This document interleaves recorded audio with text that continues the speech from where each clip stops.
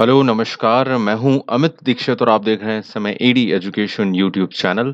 TET और teaching exams की free lectures के साथ आप यहाँ प्रिपरेशन कर सकते हैं, तो चैनल को सब्सक्राइब करके बेल बटन ज़रूर प्रेस कीजिएगा। आइए आगे बढ़ते हैं आज के लेक्चर की तरफ और एक इम्पॉर्टेंट थ्योरी को आज हम कवर करेंगे। आगे आने वाले टाइम में आपको यूपी टैट, सुपर टैट और रीट के एग्जाम्स हैं, तो उन सभी में ये बहुत ज़्यादा यूज़फुल होगा ये लेक्चर। तो आप अल्बर्ट बंडूरा को आज समझ लें इस लेक्चर में, जिससे कि आपको इन सभी एग्जाम्स को देने में मदद होगी इस टॉपिक के साथ। सो अल्बर्ट बंडूरा की जो थ्योरी है उसको आज क्लियर करेंगे, समझेंगे। थोड़ी सी कॉम्प्लेक्स लग सकती है सबको, तो इसलिए मेरे साथ आप इसको सरल भाषा में समझने की कोशिश कीजिएगा। इसको सोशल लर्निंग थ्योरी भी कहा जाता है, सामाजिक अधिगम सिद्धांत। तो इस नाम से पूछा जाए तो कंफ्यूज नहीं होना है। अल्बर्ट बंडूरा का सोशल लर्निंग थ्योरी भी हम इसे कह सकते हैं, या अर्बन बंडूरा आपको डायरेक्टली भी पूछा जा सकता है थ्योरी। ओके, तो चलिए बढ़ते हैं इसकी तरफ और स्टार्ट करते हैं। और सबसे प्रभावी जो है, सबसे बहुत ज्यादा इफेक्टिव थ्योरीज में से इसे माना जाता है, सोशल लर्निंग थ्योरी को, एसएलटी जिसे हम बोलते हैं इंग्लिश में। अल्बर्ट बंदूरा ने इसको तैयार किया था। अगर हम बात करें, जो ट्रेडिशनल शिक्षण सिद्धांत हमने पढ़े हैं, ट्रेडिशनल जो प्रिंसिपल्स हैं टीचिंग लर्निंग के, जितने भी हम पढ़ते हुए आए हैं, और इसके अलावा बीएफ स्किनर का जो कंडीशनिंग सिद्धांत है, जो आपने ज़रूर पढ़ा होगा, नहीं पढ़ा है तो इस चैनल पर ज़रूर देखिएगा।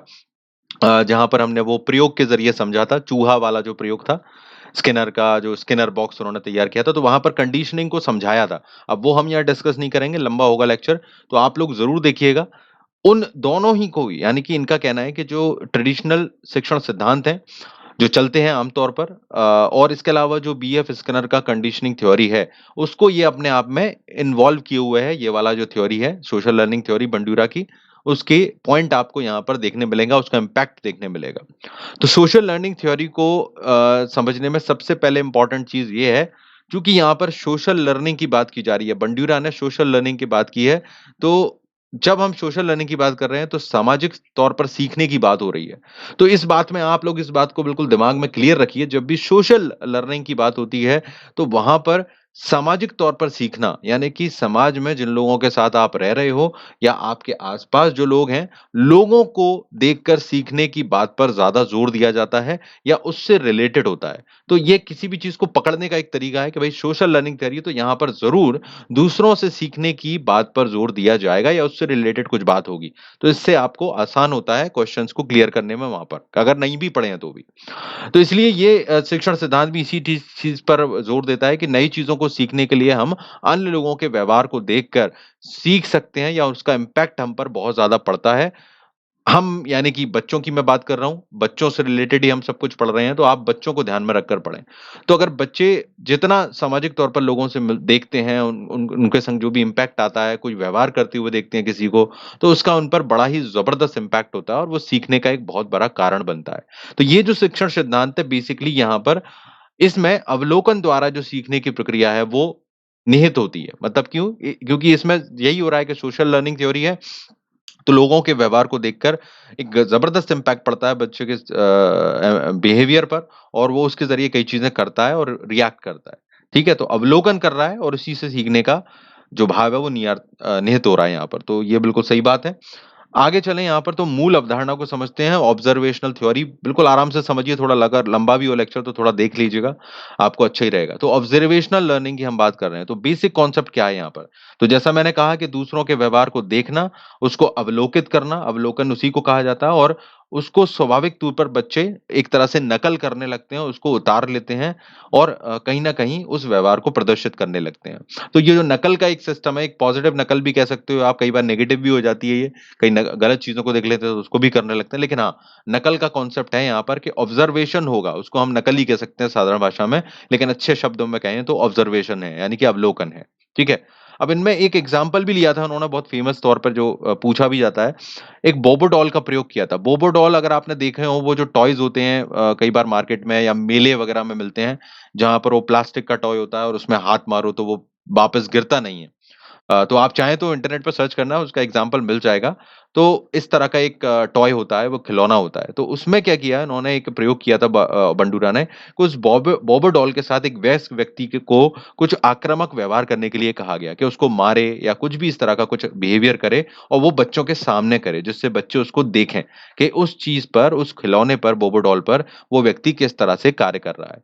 तो बच्चों ने इसको देखा और बाद में जब देख लिया इसको कि उसके साथ वो क्या कर रहा है, आक्रामक रूप से उसको मार रहा है या कोई भी ऐसी चीज़ कर रहा है, तो बच्चों के दिमाग में उन्होंने अवलोकित कर लिया उस चीज़ को, और जब बच्चों को बाद में जब अकेले में खेलने के लिए वो टॉय दिया गया, वो बॉबो डॉल दी गई, तो उन्होंने भी उसी सेम तरीके से उसको मारना शुरू कर दिया, यानी कि उस सेम व्यवहार को दोहराना शुरू कर दिया, अवलोकन किया था जिसका, और उसको नकल करके सीधा करना शुरू कर दिया। तो आप सोचो बच्चों का इस चीज़ का कितना इम्पैक्ट रहता है।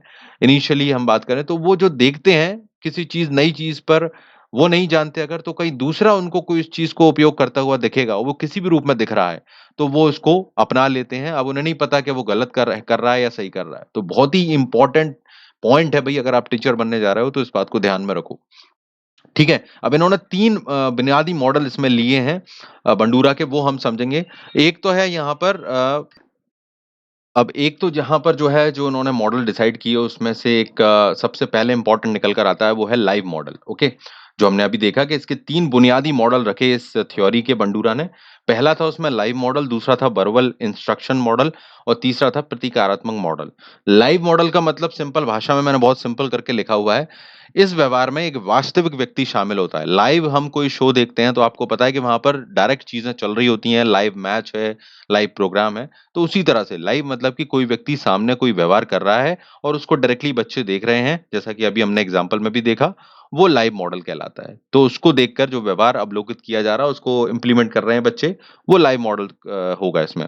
वर्बल इंस्ट्रक्शन का मतलब है कि मौखिक तौर पर किसी चीज़ के बारे में बच्चों को बता दिया गया है, या किसी भी व्यक्ति ने को कोई इंस्ट्रक्शन दे दिए गए, है ना? मौखिक तौर पर बता दिया और उसको कोई व्यवहार कर रहा है, बच्चा उसको सुनकर उस चीज़ को दोहरा रहा है। तीसरा है प्रतीकात्मक मॉडल। प्रतीकात्मक बहुत ज़्यादा चलता है क्योंकि बच्चे जो टीवी, फ़िल्म और कार्टून्स वग़ैरह देखते हैं, सुनते हैं, उनको देखकर वहाँ पर कई चीज़ों को दोहराते हैं, उनके रोल मॉडल बन जाते हैं, फ़िल्मों के हीरोज़ हैं या कार्टून कैरेक्टर्स हैं। अब यहाँ पर क्योंकि लाइव व्यक्ति नहीं है, तो ये व्यक्ति तो हैं लेकिन काल्पनिक हैं, या फिर हमें जो टीवी वग़ैरह में दिखाई देते हैं, उनका इम्पैक्ट पड़ रहा है और उससे सीखने पर या व्यवहार पर फ़र्क पड़ रहा है। तो तीनों ही चीज़ों में ऑब्ज़र्वेशन तो हो रहा है, अवलोकन भी हो रहा है, सामाजिक एक तरह से लोगों से इंटरेक्शन हो रहा है और उसको हम उसके ज़रिए बच्चे सीख रहे हैं, बेसिकली उसका इम्पैक्ट पड़ रहा है। ठीक है ना? डायरेक्ट या इनडायरेक्ट वे में।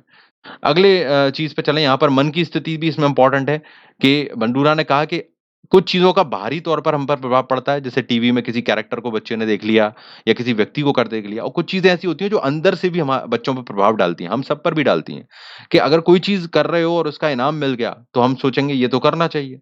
अगर किसी दूसरे को करते हुए देखा और उससे हमारे अंदर अच्छी खुशी पैदा हुई कि यार इससे तो बड़ा फ़ायदा है, मतलब एक्चुअली आपको उससे उपलब्धि की फीलिंग आती है, आपका कॉन्फिडेंस बढ़ रहा है या फिर आपको खुशी मिल रही है, तो आप उस चीज़ को दोहराओगे। बच्चों के संग भी यही चीज़ होती है, हम सभी एक जैसे हैं, बच्चों से ही हम बड़े हुए हैं।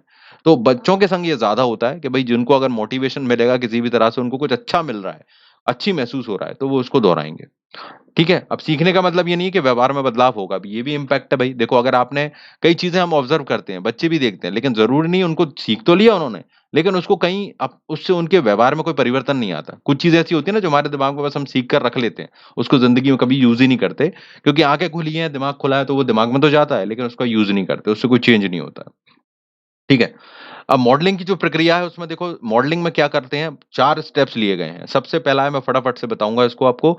मॉडलिंग जो सिस्टम बनाया गया है इसमें 4 स्टेप्स में क्या होगा, पहला ध्यान देना। इसमें ध्यान देना इम्पोर्टेंट इसलिए है क्योंकि जब तक ध्यान नहीं देगा, मतलब कोई व्यक्ति क्या कर रहा है, बच्चे अगर उस पर ध्यान ही नहीं दे रहे हैं, उस व्यवहार जो कर रहा है, अगर आप टीचर हो, बच्चों को सिखा रहे हो और आप अपनी तरफ से कुछ चीज़ प्रदर्शित कर रहे हो और बच्चों का उन पर ध्यान नहीं है, वो आप में इंटरेस्टेड ही नहीं है, आपका जो बिहेवियर है वो उतना अट्रैक्टिव है ही नहीं कि उनको उनका ध्यान खींच सके, तो वो उस चीज़ को नहीं सीखेंगे।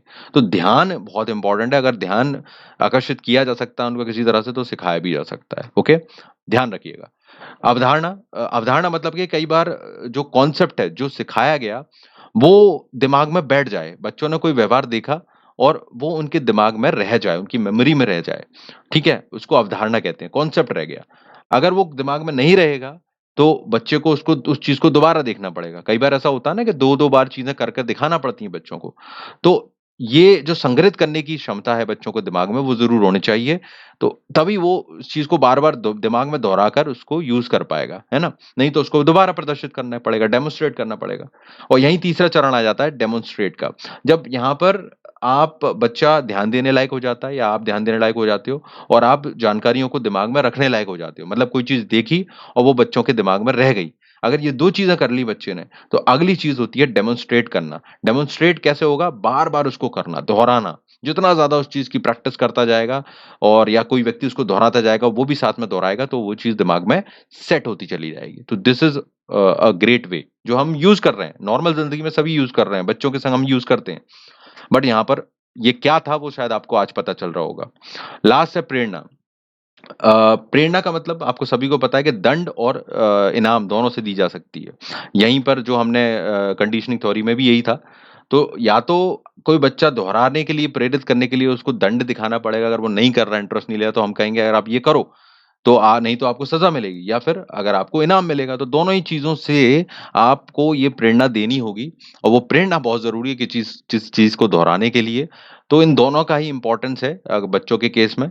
पॉज़िटिव दंड और पुरस्कार तो पॉज़िटिव होता ही है, तो दोनों को यूज़ करना ज़रूरी है। तो ये था हमारा बंटूरा का थोड़ा कॉन्सेप्ट। इसको आप एक बार रिवाइज़ करके 2 बार इस लेक्चर को देखिएगा और पूरा सिस्टमैटिकली समझने की कोशिश कीजिएगा। हमने पहले यहाँ पर कॉन्सेप्ट को समझा, फिर मूल अवधारणा को समझा, एक एग्ज़ाम्पल भी लिया, उनके मॉडल्स को समझा और उसके बाद मॉडलिंग की प्रक्रिया को समझा। तो मैंने कोशिश की है इस क टफ कॉन्सेप्ट को ईज़ी करने की। आप इसको नोट्स को भी देखिए और समझिए और दूसरों से लाइक शेयर कीजिए। फ्री एजुकेशन को प्रमोट कीजिए, ये मेरा आपसे रिक्वेस्ट है। फ्री में काफ़ी कुछ सीख सकते हो आप, पैसे देने की कहीं ज़रूरत नहीं है।